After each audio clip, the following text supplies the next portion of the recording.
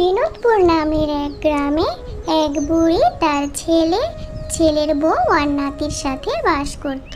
কই গো গিন্নি, এই নাও তোমার বাজার।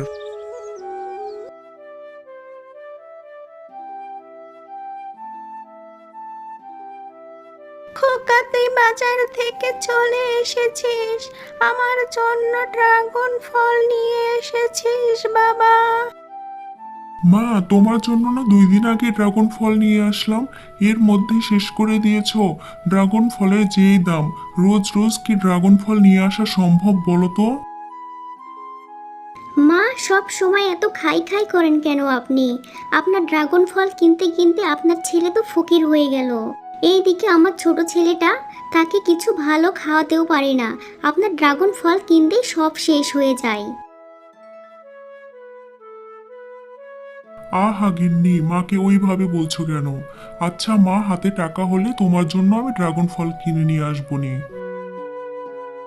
থাক খোকা, আমার জন্য যখন তোরা ভালো মন্দ খেতে পারিস না, পড়তে পারিস না, আমার ড্রাগন ফল কিনতে লেগে যখন তুই ফকির হয়ে যাচ্ছিস, তখন থাক, আমাকে আর ড্রাগন ফল কিনে দিতে হবে না।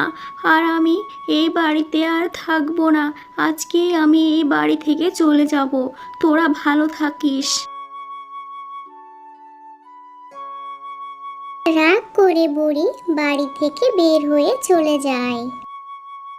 ও দিদা, দাঁড়াও, যেও না আমাকে ছেড়ে, দাঁড়াও। কি রে দাদু ভাই, তুই আমার পেছনে পেছনে কেন আসছিস? তুমি যেও না দিদা আমাদের ছেড়ে, তোমাকে ছাড়া যে আমি থাকতে পারবো না। আর তুমি কোথায় যাবে? কে আছে তোমার বলো? কোথায় গিয়ে থাকবে তুমি আমাদের ছেড়ে? যেও না দিদা। না দাদু ভাই, আমার জন্য যে তোদের অনেক অসুবিধা হয়, আমি না থাকলে তোরা ভালো থাকবি।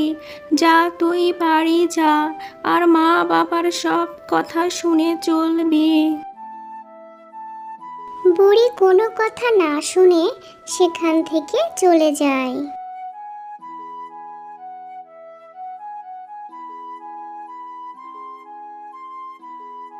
ও বাবা, দিদা তো সত্যি সত্যি আমাদের ছেড়ে চলে গেল। কত বারণ করলাম, তাও আমার কথা শুনলো না। সব কিছু তোমার জন্য হয়েছে গিন্নি। তুমি ওইভাবে মাকে না বললে মা আমাদের ছেড়ে আর চলে যেত না। এখন মাকে আমরা কোথায় খুঁজবো? গেছে যাক, ওনার একটু শিক্ষা হওয়া দরকার আছে। বুড়ো বয়সে ছোট বাচ্চাদের মতো বায়না করে।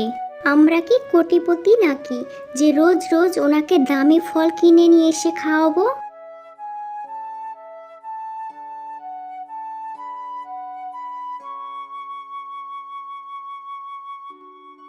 দিমাগ দেখিয়ে চলে তো আসলাম, কিন্তু কোথায় যাব তাই তো জানি না। বুড়ি হাঁটতে হাঁটতে গ্রাম ছেড়ে অনেকটা দূরে চলে আসে। আর পারছি না হাঁটতে, এই বুড়ো বয়সে কি অত হাঁটা যায়? দেখি এখানেই আশেপাশে কোথাও থাকা যায় কি না। ওই তো দূরে দেখছি একটা বাড়ি, ওখানেই গিয়ে দেখি বরং কেউ আছে নাকি।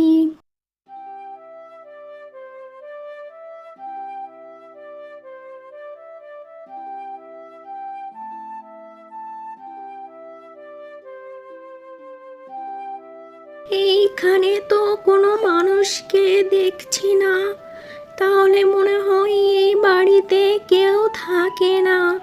কিন্তু দেখছি একটা পাখি খাঁচার ভেতরে বন্দি।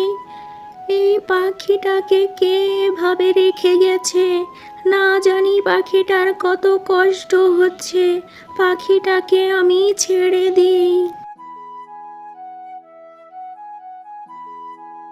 বুড়ি গিয়ে পাখিটাকে ছেড়ে দেয়। পাখিটা একটা পরী হয়ে যায়। দয়া করে আমাকে কিছু করো না, আমাকে মেরো না, আমাকে আমাকে ছেড়ে দাও, আমি কিছু করিনি, আমি আর এখানে আসবো না কোনোদিন। আমাকে তুমি ভয় পেও না দিদা, আমি তোমার কোনো ক্ষতি করব না। তুমি তো আমাকে বাঁচিয়েছো। আমাকে এক ভয়ঙ্কর ডাইনি আমাকে পাখি বানিয়ে বন্দি করে এখানে রেখে গেছিল। তুমি তো আমাকে মুক্ত করে দিলে। আমি তোমার কাছে চিরকৃতজ্ঞ। বলো আমি তোমার কি সাহায্য করতে পারি? আমি তোমার সাহায্য করতে পারলে নিজেকে ধন্য মনে করব।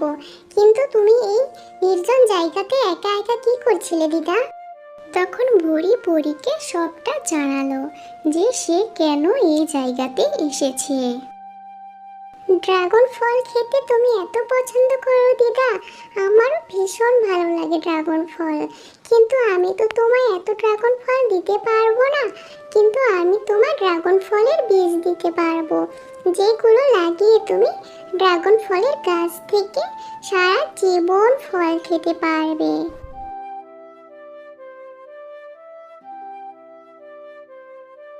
কিন্তু আমি বীজগুলো কোথায় লাগাবো মা?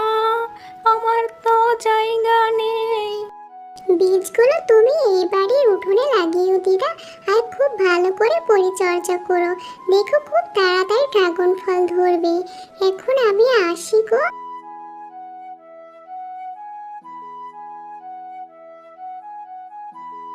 পরী সেখান থেকে চলে গেল, আর বুড়ি পরীর কথা মতো ড্রাগন ফলের বীজগুলো উঠোনে লাগিয়ে দিল।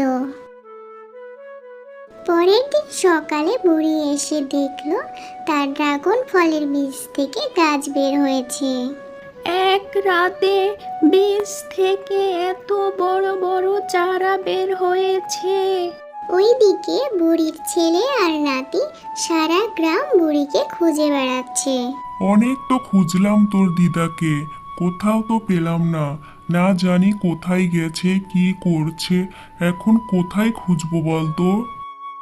আমার মনে হয় বাবা, দিদা বেশি দূরে যায়নি। এই বয়সে কি বেশি দূরে হেঁটে যাওয়া যায়? চলো আমরা গ্রামের শেষের দিকে গিয়ে দেখি, হয়তো দিদা ওখানেই থাকবে। চল তাহলে গিয়ে দেখি একবার। বুড়ির ছেলে আর নাতি হাঁটতে হাঁটতে গ্রামের শেষের দিকে যায়, আর গিয়ে সেখানে বুড়িকে দেখতে পায়।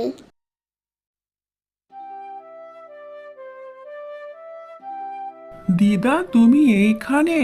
আমরা তোমাকে সারা গ্রাম খুঁজেছি। চলো মা, এবার বাড়িতে চলো।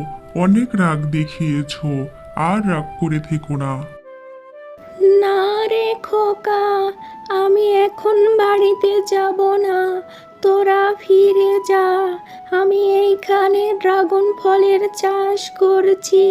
গাছে ফল ধরলে আমি ফল খাবো, আর কাউকে কিনে দিতে হবে না আমাকে। তোমার গাছ তো এখনো ছোট দিদা, ড্রাগন ফল ধরতে তো এখনো অনেক সময়। তুমি এতদিন কি খেয়ে থাকবে দিদা?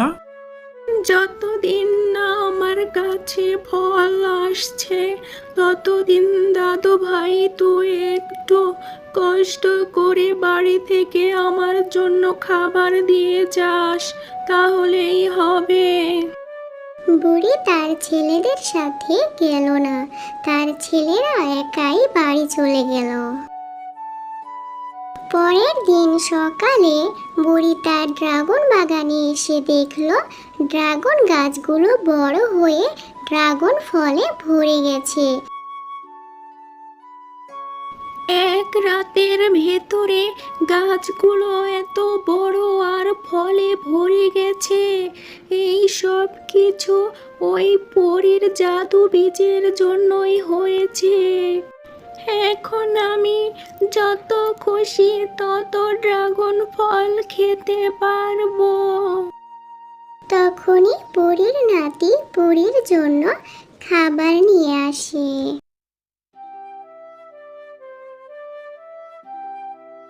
দিদা, তুমি বলেছিলে তোমার জন্য খাবার নিয়ে আসতে, তাই আমি খাবার নিয়ে এসেছি।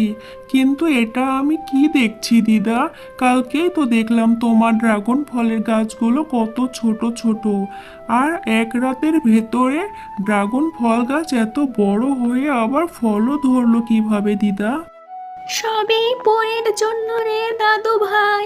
আমি তো বড় লোক হয়ে গেলাম, এখন আমি যত খুশি তত ড্রাগন ফল খেতে পারবো, আর বেচলেও অনেক টাকা পাবো। তুই যা, এখনই গিয়ে তোর মা বাবাকে এখানে ডেকে নিয়ে আন।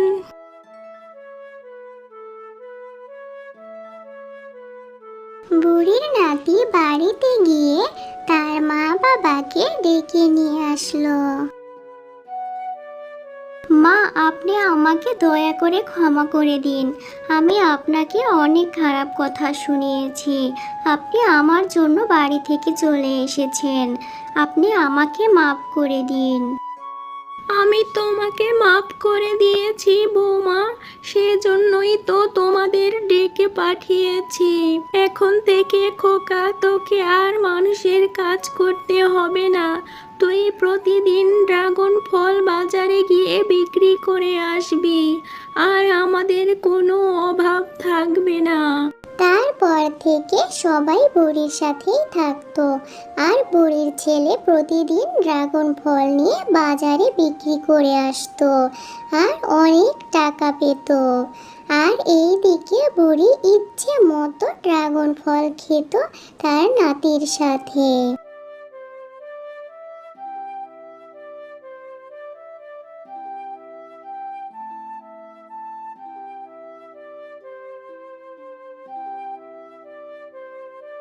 তোমাদের যদি গল্পটা ভালো লেগে থাকে তাহলে চ্যানেলটা সাবস্ক্রাইব করে দাও আর লাইক কমেন্ট শেয়ার করে দাও।